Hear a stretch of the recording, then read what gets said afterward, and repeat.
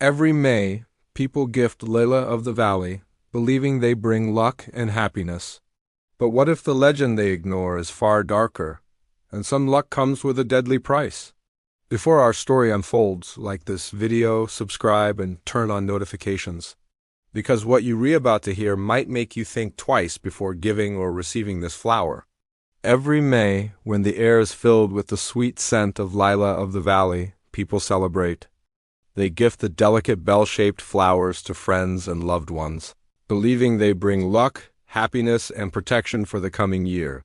But what most don't know is that this tradition has a dark undercurrent, a legend older than the celebrations themselves. It's a warning whispered through generations, yet ignored. And I, curious and naive, thought it was all just superstition, a harmless tale. That was until the day I received my first bouquet. It was pristine and white, with ribbons tied delicately around the stems. The moment I touched the flowers, a strange chill ran through my fingers, an almost imperceptible tremor that made me shiver despite the warm May sun. That night, the dreams began. They were vivid and terrifying, showing shadowy figures moving among the flowers, their eyes glinting with a malevolent light. They whispered words I couldn't understand, yet felt deep in my bones. When I woke up, I noticed subtle changes. At first, they were small.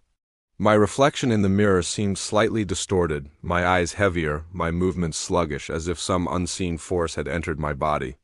Over the next few days, the dreams grew stronger, more frequent, depicting scenes of misfortune, accidents, and sorrow.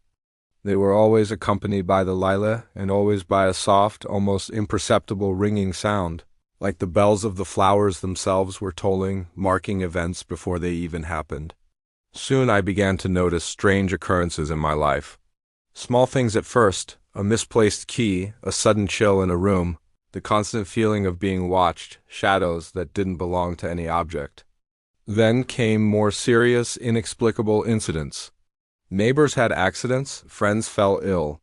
I realized with growing horror that each time I touched the flowers, misfortune seemed to follow. No one believed me when I tried to warn them. They called it coincidence, paranoia. Then one night, as I slept, the dream became a direct warning. It showed me an event that hadn't yet occurred, a scene of a friend lying unconscious, a pool of crimson spreading beneath them. The next morning, I discovered it had happened exactly as the dream had shown. The bouquet lay untouched on my desk, looking pure and innocent, yet it was undeniably the source of this chain of events. Panic took hold of me.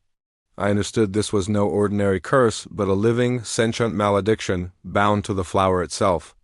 It fed on belief, on expectation, on the small rituals people perform without a second thought. I tried to destroy the flowers. I burned them, buried them, threw them into a river. Yet each time a new sprout appeared, as pristine as before, untouched by fire or water.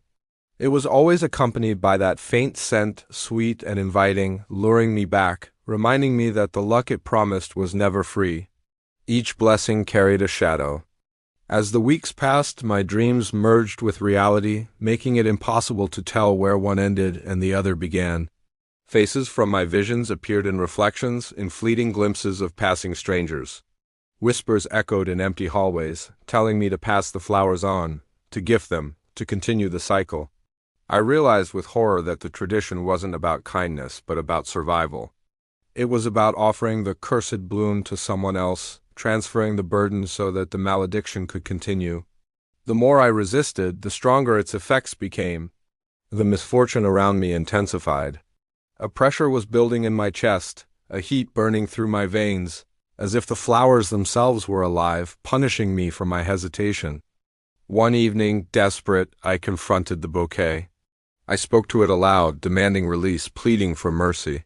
For a moment, silence fell. The world held its breath, the air thick and electric. Then, a single bell-shaped flower bent toward me, almost as if nodding. A whisper came, clear and unmistakable. Give it or suffer. I finally understood the choice, grotesque and cruel. To survive, to maintain even a semblance of a life untouched by the curse, I would have to gift the lilah. I had to pass the burden, become a messenger of fortune entwined with misfortune, and so I did. Traveling from neighbor to friend, I gifted the flowers. With each offering, the world seemed to tilt back into place. The shadows retreated slightly, the chill faded. Yet the sense of being watched remained, lingering in corners, in mirrors, in the faint, incessant ringing of bells. I began to piece together the flower's history, learning that for centuries, people had whispered about the dangers of accepting Layla of the Valley too freely. Royal courts and noble families had used them as both blessing and trap. Fortunes had risen and fallen under their subtle influence. Now, holding one in my hands, I could feel the pulse of that ancient magic alive, patient, hungry for belief and ritual. I understood that I had become part of the cycle, part of a centuries-long chain. The misfortune I had avoided was only postponed, only redirected, because the flower chooses the path, and the only way to survive is to obey, to become its instrument. The irony is cruel.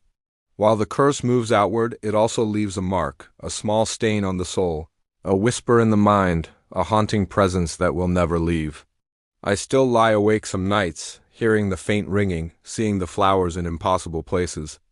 I know that every act of kindness, every gift of a bloom, carries within it the seed of danger, the delicate balance of luck and curse. I'm recording this story not to frighten you, but to warn you, to make you consider the price behind seemingly innocent gestures.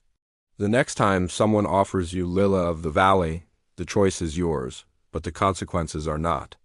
Whether you accept them for luck or refuse them for fear, remember this: in the soft bells of that flower, there is a story older than memory, a story of humans and magic intertwined. Sometimes the luck it promises comes with a price so steep that survival itself becomes uncertain. As you listen, consider carefully. Would you dare touch the bloom? Would you dare gift it?